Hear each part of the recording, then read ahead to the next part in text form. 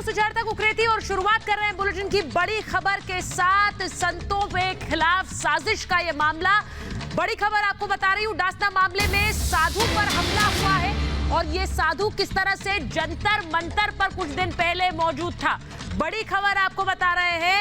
Delhi police कर रही है इस पूरे मामले की जांच। साधु पर हुए हमले के मामले में चौंकाने वाला खुलासा सामने आया है कि कुछ दिन पहले जंतर मंतर पर गए थे साधु।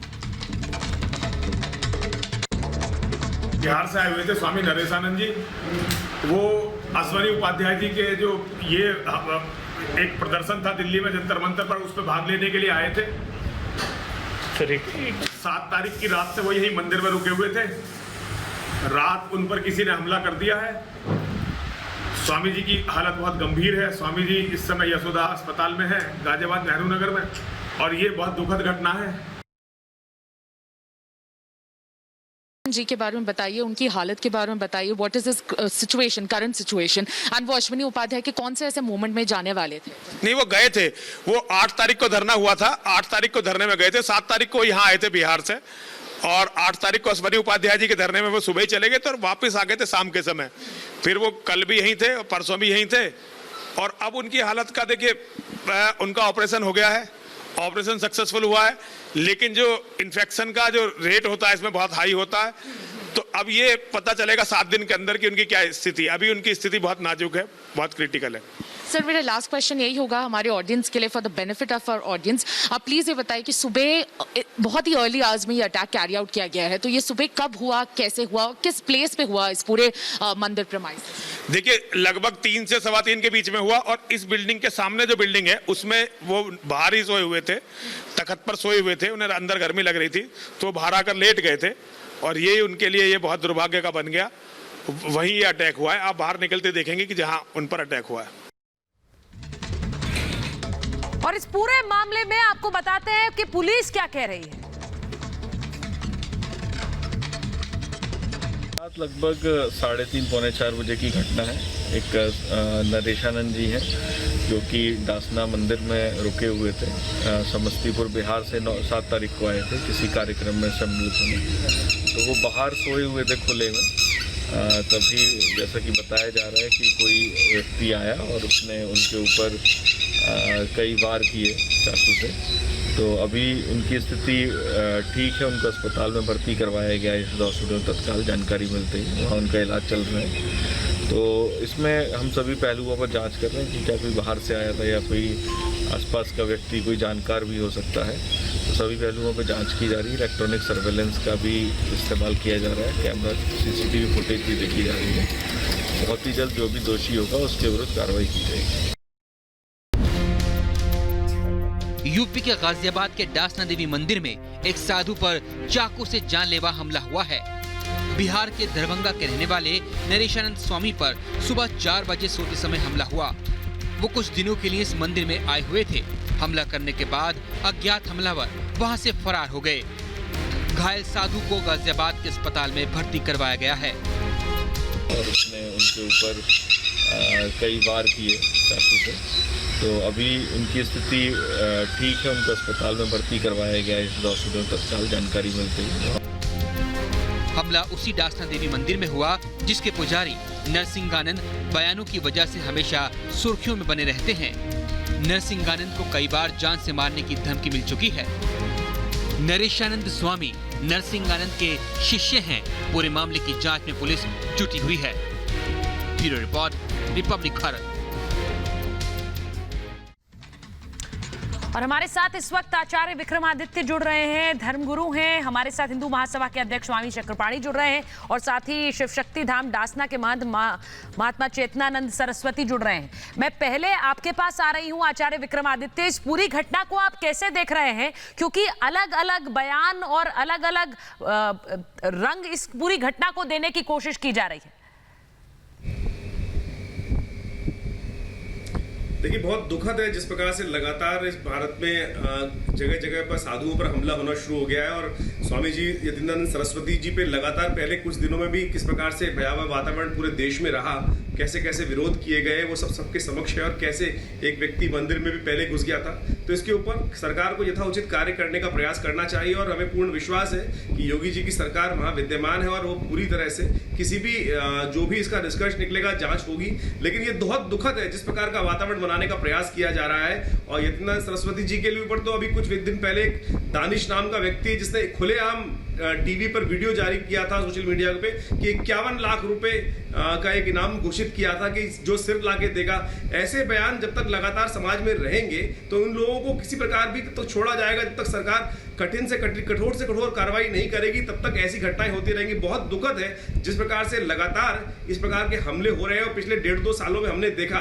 और रिपब्लिक भारत ने हमें पूर्ण विश्वास है कि इसके पूरे तथ्यों की जांच करेगी। जैसे पालघर में संतों की हत्या की पूरी निष्कर्ष जांच की गई थी और पूरा सत्य सामने लाने का प्रयास किया, वहां की सरकार ने कोई नहीं किया, लेकिन मीडिया ने जिस प्रकार से हेल्प की थी, हमें पूर्ण विश्वास है रिपब्लिक भारत और सुचरिता जी आप सब लोग पूरी तरह से इस कार्य में भी सपोर्ट करेंगे और आवाज उठाएंगे। आज कोई चैनल कोई मीडिया इस बात पे खबर भी नहीं उठा रहा है और आप लोगों को मैं धन्यवाद देता हूं कि जिस प्रकार से आप लोगों ने एक खबर बनाई और लोगों के समक्ष रखी एक बात को कि आचार्य जी खबर दिखाने का मकसद यही है कि इस खबर के पीछे की सच्चाई सामने आ सके।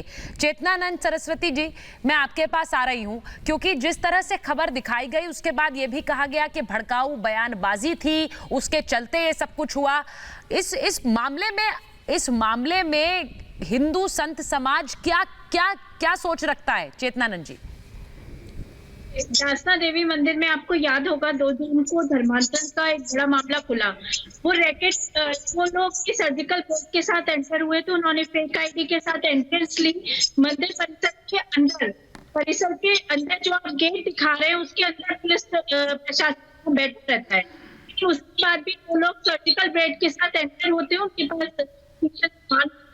कुछ व्हाइट कलर का पाउडर मिलता है जिसको हम सस्पेक्ट कर रहे हैं वो जहरीला। तो ये तो लगातार दासना देवी मंदिर लगातार जिहादी की टारगेट पर है और जैसा कि संरक्षक उन्होंने बताया है उसका बाइट आपने बहुत स्पष्ट। चेतनानंद जी, आपकी आवाज क्लियर नहीं है, मैं आपके पास वापस आऊंगी। स्वामी चक्रपाणी, जिस तरह से आचार्य विक्रमादित्य ने कहा कि संतों पर हमले की ये बार-बार खबरें आना ये दुखद है और इसलिए दुखद है क्योंकि ये थोड़े दिन पहले जंतर मंतर गए थे, वहां पर उसमें शामिल थे, लेकिन उससे बड़ी बात कि संत समाज को निशाना क्यों बनाया जा रहा है? देखिए, ऐसा है कि दुखद भी है, बहुत ही ग्रेट सोच है। इस तरह की नफरत की जो तरीके हैं, निश्चित रूप से कहीं ना कहीं जो भगवा के प्रति जो जिहाद मानसिकता के लोगों का जो ये दृष्टिकोण सामने आ रहा है और कहीं न कहीं जिहाद को अगर खतरा है तो ये ऐसे भक्तिधारियों पे है, आदियों पे है जो राष्ट्र और धर्म की बात करते हैं, जो सनातन मूल्यों को बचाने की बात करते हैं, जो राष्ट्र को बचाने की बात करते हैं। तो स्वाभाविक है कि अंतर्राष्ट्रीय स्तर पे जिहादी मानसिकता तैयार की है तो उनको एजेंट तो भारत में भी है, तो उनको ये काम दिया जाता है, सुपारी दिया जाता है कि इन भगवाधारियों पे जो बात करता है, जो राष्ट्र की बात करता है, जो जिहादियों की आवाज उठा काम करता है, उसको आप उसको चूक उनमें देखो आप कमलेश तिवारी की कैसे से हत्या हुई, उसके बाद रंजीत बच्चन और कितने हिंदुवादियों के हुई आपको कि वहां तो इस प्रकार महाराष्ट्र में सरेआम गांव के लोग करके जो थे उन्होंने हत्या कर दी। निश्चित रूप से मंदिर में जिस प्रकार से वहां से हिंदुत्व और राष्ट्र की जाती है तो कहीं ना कहीं जिहादियों के एक मन में एक डर है कि कहीं ऐसा न हो कि इसके मुंह में राष्ट्र एकजुट हो जाए, तो ये एक कहीं ना कहीं डराने का एक प्रयास किया गया, असफल प्रयास किया गया है।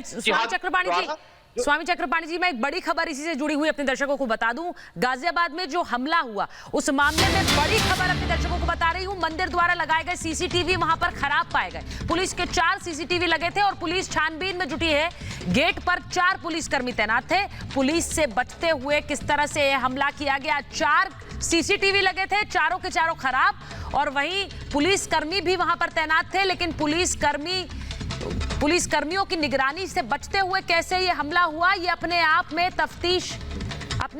तफ्तीश के विषय है। आचार्य विक्रमादित्य, जो बात हम कह रहे हैं कि 4 सीसीटीवी लगा होना, पुलिस की निगरानी होना, उसके बावजूद किस तरह से ये हमला कर लिया गया, ये भी अपने आप में बड़ी बात है। जी बिल्कुल, बहुत बड़ी साजिश है जिस प्रकार से एक ऑर्गेनाइज वे में ये किया जा रहा है, और जिस प्रकार से अभी मैंने पढ़ा भी है कि सारे के सारे सीसीटीवी कैमरा बंद थे और खराब थे और उन पर रिकॉर्डिंग नहीं हो पाई है। ये कोई ना कोई जो खबर गई है। और मैंने आपको पहले एक बात की कि जिस प्रकार का वातावरण बनाया जा रहा था, दानिश अली का एक वीडियो जो है जिसमें 51 लाख रुपए का इनाम कहा गया था कि स्वामी जी के सिर को ला के देने के लिए। मैं कहूंगा ये देश जो है डेमोक्रेसी है, वार्तालाप की बात है। अगर स्वामी जी ने कोई बात उठाई, किसी धर्म पे उठाई, किसी व्यक्ति विशेष पे उठाई, प्रॉफिट पे उठाई, तो उसको बातचीत के द्वारा बातचीत होनी चाहिए ना। लेकिन यहाँ जो तलवार की बात की जा रही है, तलवार उठाने की बात की जाती है और वो भयावह वातावरण बनाने का प्रयास किया जाता है, तो समाज के हर वर्ग को समझना चाहिए कि ये जो अब समय है, अब मानवता की बात है, शांति की बात होनी चाहिए, परंतु लगातार तलवार का जमाना नहीं है। तो इस बात को हमें समझते हुए सब लोगों को, पूरे समाज को आज परिवर्तन की आवश्यकता है। और जो लोग हिंसा मानसिकता रखते हैं उनको इस समाज से जो कठोर से कठोर दंड होना चाहिए। बहरहाल, मैं अपने दर्शकों को बता दूं कि ये इस पूरी खबर पर लगातार हम रिपोर्टिंग भी कर रहे हैं और एक एक तथ्य उनके सामने रखेंगे। बहुत बहुत धन्यवाद आप सभी का जुड़ने के लिए हमारे साथ।